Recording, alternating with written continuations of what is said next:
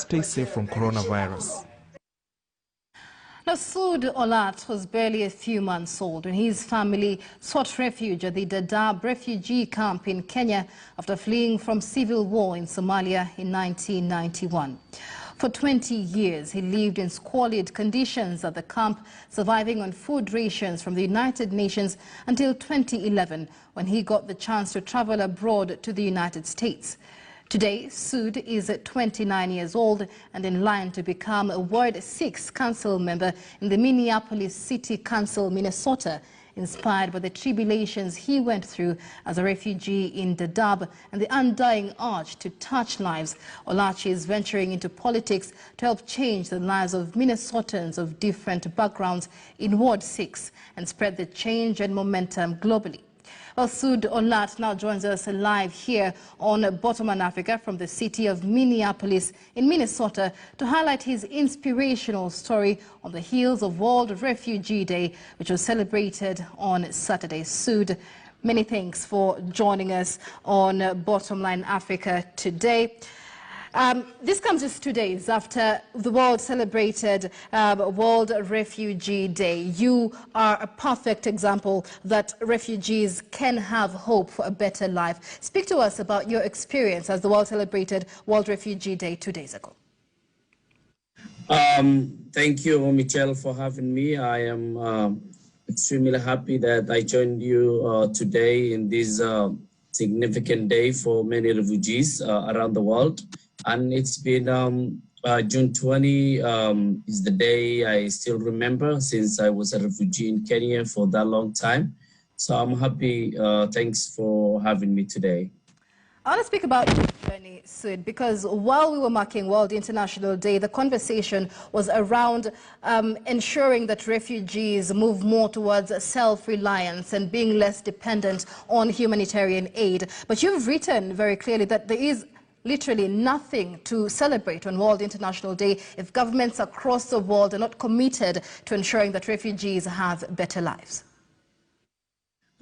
Exactly. With this pandemic right now going on, refugees are the most vulnerable people.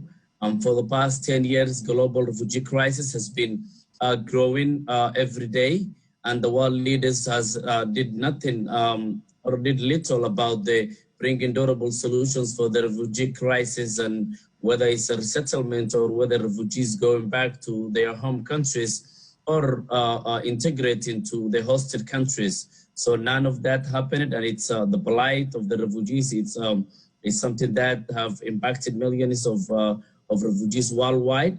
And as a former refugees who now have opportunities in those countries that they get resettled, we go in every day to give voice the voiceless refugees and speak on their plight, so that we can urge and encourage our leaders to do something so that we can find durable solutions. We're talking about up to 60 million people who flee from their home countries. Every minute someone flee from their country. So it's a real challenge that's facing our world today.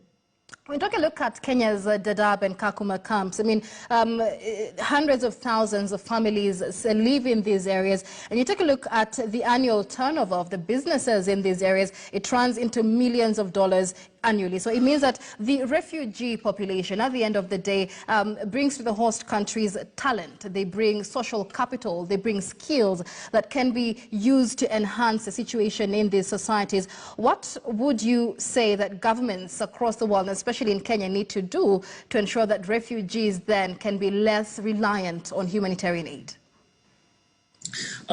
You're right, Michelle. I believe as someone who was a refugee in Kenya for 20 years, since my family freed from Somalia in the work of civil war in 1991, my experience living there, and I believe my story is a Kenyan story, and the Kenyan people are the most welcoming, but the government of Kenya did nothing to integrate and give those refugees opportunities so that they can be useful members and contributing members of this society. I believe you know, if you give refugees right to move, if you give them right to acquire employment and create a vibrant economy, that will help Kenya and overall East Africa. but African leaders are so reluctant giving those refugees access to movement, which is the biggest challenge refugees facing. I still remember when I was in Kenya 8 years ago, I could not move. It was like an open air prison. And that's not, you know, they're fellow Africans. We all Africans, and we call that country our home. And with those challenges, if we flee from other country, like Kenya is a generous country, hosted those refugees for a long time, but they did little. All those administrations that Kenya had since 1991. They failed to give those refugees right to move, right to become meaningful members of the society, whether it's education, whether it's opportunities, whether it's socially, politically, and economically. And I ask, you know, Kenyan leaders, those are coming and those are in power right now, to give those refugees access to free movement, because when you give those, like in the United States, you can tell. I come to this country as a refugee. Now I'm a naturalized citizen. I am running for public office to improve the lives of, you know, our people here. We have a significant East African community here in Minneapolis. You can tell 8 years ago, as a refugee, stranded, hopeless in a Kenyan refugee camp. But and now I am vying to as a candidate for city council in the city of Minneapolis. So when you give those refugees opportunities, not only they do something better, but they become meaningful members of the society, and that helps Kenya economically, socially, and politically. Absolutely. So if the situation is better, you probably would have been running for public office here in Kenya to make some changes for people perhaps here in Kenya. Let's speak a little more about your experience, how you managed to leave the refugee camp, how you managed to get citizenship in the United States and eventually become, like you say, a useful person in society. Yeah, in the United States, when I come to this country, I was just myself, my family and I were separated. And now it's a very sad moment for our country in the United States because of the travel ban, the refugees shut down. But when I come to this country 8 years ago, I moved from Kenya and come to this country as a refugee. And I was able to get a job quickly, adjust the new environment. And I still thankful for the education I acquired in Kenya, because I come to this country with a higher class education and I was able to communicate and adjust easily. Without that, it could have been impossible for me to get where I am today. So I'm grateful for the Kenyan people and the teachers and all those Kenyan people who give me those hospitality. So in the US, it was easy for me to adjust because I was an advocate and activist when I was a community organizer in Kenya, in the refugee camp. And when I come to this country, I continue working with these different organizations like FellowMate, the One Campaign.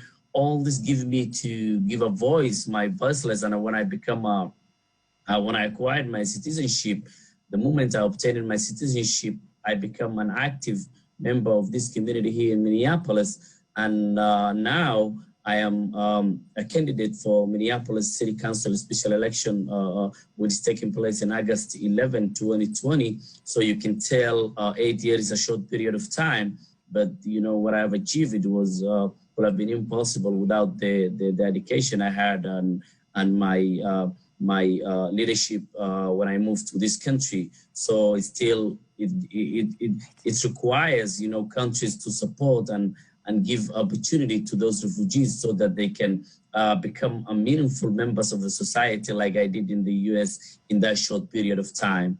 Where then can we start making changes, Suud? Because like you say, Kenya's encampment policy, which means refugees are restricted to camps, makes life very hard for them. When you went to the US, take us through the process and perhaps how different is the system from when your legal rights were invoked, when your documentation was done? Because like we mentioned, you were just a few months old when you came to Kenya. There are many young people who are born within these refugee camps and life looks rather bleak for them. How does a documentation process look like for you to be able to become a U.S. citizen, and perhaps for many refugees to be able to become legal Kenyan citizens? Yeah, extremely important. It's up to Kenyan lawmakers and the president of Kenya and the people of Kenya, especially, and the host countries. Kenya is one of the biggest, one of the countries who hosts the biggest refugees in the world. So it's still Kenya, it's failing to give those people opportunity, like you said, those who were born in Kenya and grow up in Kenya, the refugees who were born in the Dadaab refugee camps, and now parents. And what do you think about? They don't know nothing about any other country. They know only Kenya. So it's Kenya government and Kenyan lawmakers to take a deeper look on how they can give those people opportunities and give them the only country they call home, which is Kenya, access they need when it comes to equal rights with the Kenyan people. And the U.S. government, the way they do it, it's if you're legally here and you didn't, if you, like those refugees who are legally in Kenya, their parents come legally as refugees under the United Nations law on the Geneva Refugees Convention. When they come to Kenya legally, so that means they should get equal rights with the Kenyan people. That's the U.S. way. In the U.S., if you come here, this country legally, you have all the rights every American has. So that's the way America did it. And I hope Kenya do it too, so that those people, we're talking about thousands of refugees from, parts of Ethiopia, Eritrea, South Sudan, Somalia, all those countries.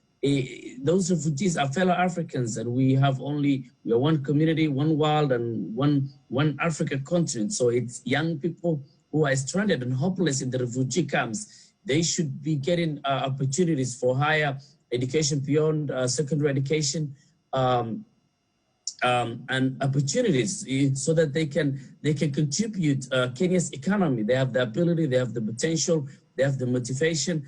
And it's the time, I think, those people who are real Kenyans cannot wait. And I ask Kenyan people and the government of Kenya, especially the parliament, to take a look and see an example. Those refugees who once are refugees in Kenya are now becoming prominent members in their societies for those countries who give them opportunity, third world countries, like those countries who give resettlement. The way they do it, I hope Kenya follow those examples and become a role model for other African countries when it comes to giving refugees a hope and aspiration that they deserve.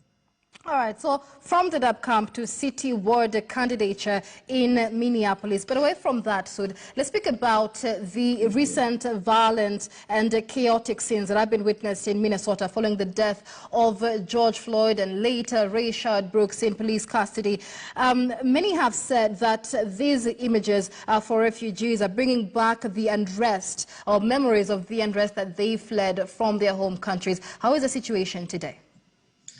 Yeah, exactly. When I saw those pictures and what happened in Minneapolis, a beautiful city. It was a real, reminiscent of what has happened in Mogadishu and all those countries. So as young Americans who come to this country as refugees, we are reminding our fellow Americans what has happened in those countries when oppression and social injustice continue. People will say enough, and that's what happened. So it's very important, American elected officials and American people to speak up and say enough is enough, and they give social justice to their fellow African Americans so that America can continue a country that all people have equal opportunities and equal justice. But that has not been happening when it comes to relations between police and the African Americans, and that led to what happened in Minneapolis a few weeks ago, a global spotlight for all wrong reasons. All right, many thanks. That is Suud Olat. Many thanks for speaking to us here on Bottom Line Africa. Grew up at the Dadaab camp for 20 years and now at the age of 29 is in line to become a Ward 6 council member in the Minneapolis